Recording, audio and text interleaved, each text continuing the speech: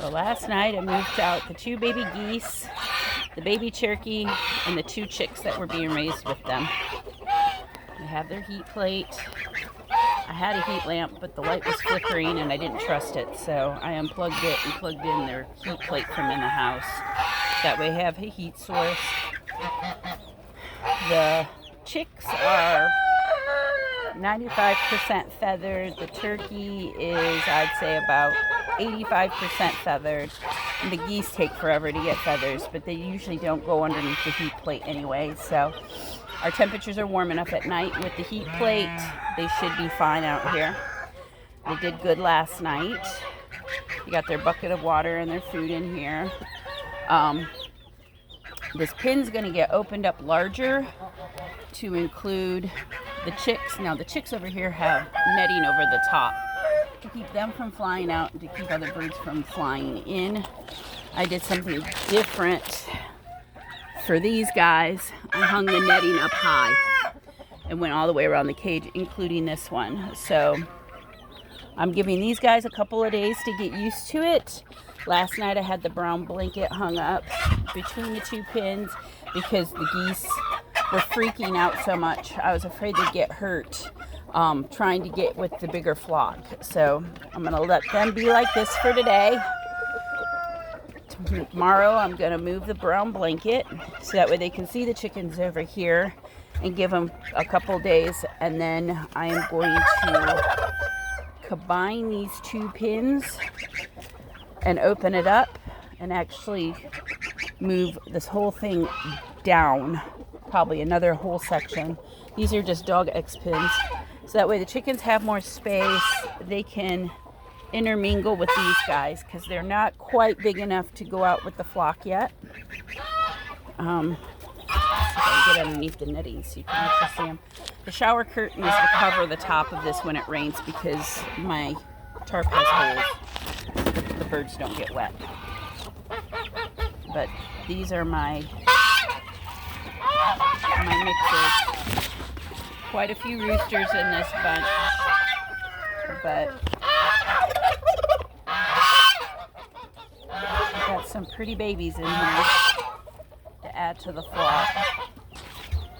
But I do know that I've got at least 5 roosters, 6 roosters in this group.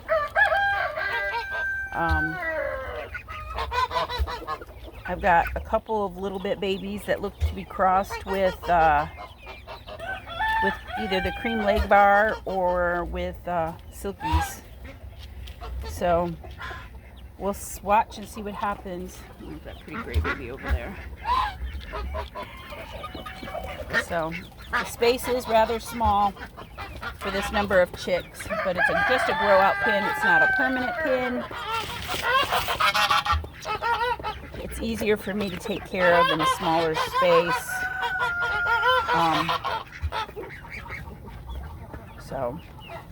But these guys will get full run here in probably 2 days, and they'll have triple the space they've got now with the goose. But these geese, since I brought these babies in, of course, you know, my 2 American buffs that are out here or in here are the mamas. One of the geese is definitely half African brown because of the color, which is that guy there. So he's daddy, and he's been all about the babies. And the other one's either American buff or American buff Chinese white. With his size, its size, I'm thinking that it may be pure American buff, but if it gets a knot on its nose, like my Chinese white has, then I know it'll be a cross. And these are 2 that I hatched. My girls were unsuccessful on hatching their own eggs this year. With all of the rain, they kept building their nests in areas that got standing water when it rained, and I think it basically drowned the eggs. These guys have gotten so big. I would have liked to have kept them in the house a little bit longer, but They just got too big for the pin in the house. But the chicks are cute. One looks like it's definitely half cochin. It's a little butterball with a little tiny puff for a tail. So, and then the little chick that's down there is probably silver duck wing cross. And then of course my turkey looks like it's going to be a Nargissette. Huh. You're very cute.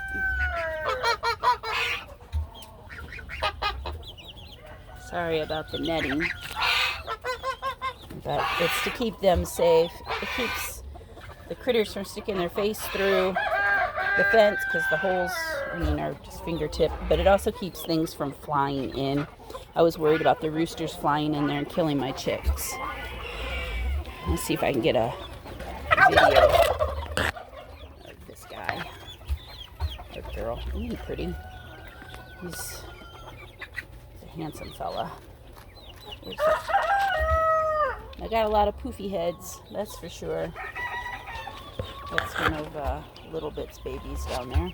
The little silver. Cute.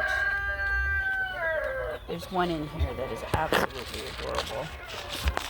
But it's eating on the other side. And I got a really neat, maybe a partridge, but I'm thinking it's probably going to be a gray little silky. So I got one silky out of all of this. And then I got one buff laced cross right there, the poof head.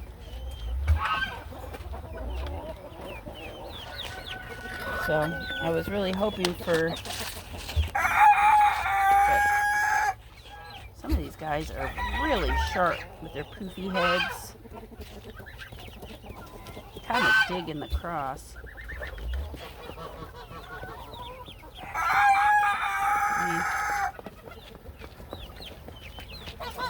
The one that I want to show you, down here stuffing his face, is this silver little one.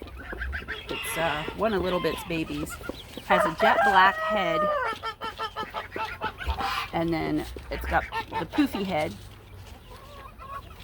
and then it's got the markings of a silver duck. I'm really hoping it's a female. But you see a lot of bar rock coloring in here, which I have barred rocks. I also have what are they called? Welbers, which is a barred rock cross with a Welsummer. So that might be showing some of it. It could also be cream leg bar, because I did have quite a few blue legs, which were from my cream leg bar, so I'm seeing a lot of cream leg bar tendencies. So I'm hoping all of these guys will be colored egg layers.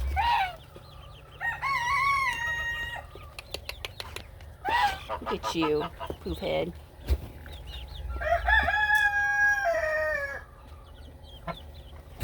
So, well, this is the update on the chicks that I've got. I put my incubator away because of just don't have time to deal with a whole bunch of chicks. Now, I still do have the 5 that are in the house that are, ouch. Bronson, your tail feathers are stabbing me, dude. Your tail feathers are stabbing me, dude. And I'm sorry this video is vertical instead of horizontal. It's just easier for me to hold the phone that way when I'm out here doing stuff. Hi, Babas. Let's see. And then you can see the 2 black chicks that are with her. Look good. Look good. She's doing a good job. She's a good mama. These girls make the best brooding moms. I got a hen over there with her tail feathers up because down there where those eggs are is where she's been sitting. And I've had a Silky be sitting on this egg over here. So there's the Silky. She's been broody. I've been sitting on, she doesn't do very good as a mom though. She's not very bright, for the lack of a better word. Move, Roo. Move, Roo. He's such a butthead.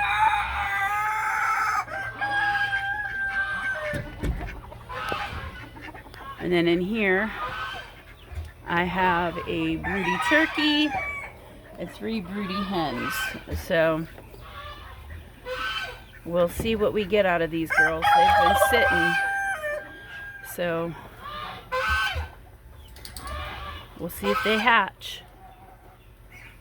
That girl's been over there. These eggs I'll hatch before her because these guys were broody first. So we'll see if they hatch. I'm not going to intervene because I don't want any more chicks in the house. I've just got too much going on with work and everything else to be raising chicks. So, hi, Big Handsome. All right. I'm going to hop off of here. I've got a very busy grooming schedule today. And then I've got 2 days off and putting the wire on my chicken coop over here on the other side. And I'm going to be moving as many boys as I can into it. I got my wire fencing to put around the outside of it to keep the goats from breaking my fence. It's the whole reason why I haven't separated these guys sooner. There's my goats. And when the pigs used to come out with everybody, would break my fencing on the chicken coop. So I am going to do that. And then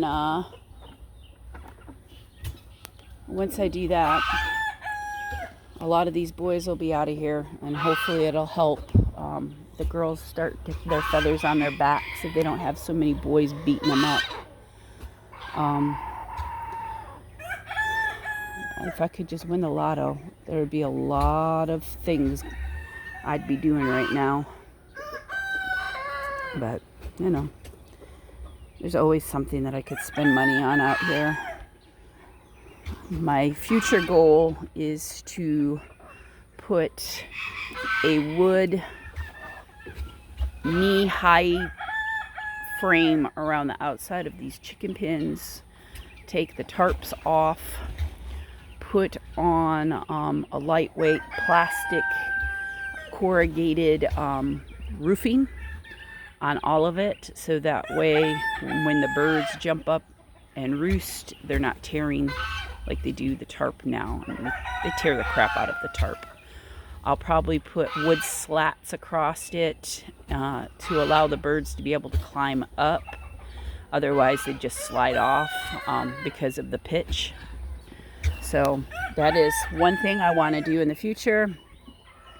I also have thought about taking these out completely and just doing 4x4s and hardwire cloth and doing a wood bottom. I have to do wood bottoms because the goats rub. They rub on everything. They rub on all fencing. They rub on trees. The goats just like to rub on everything.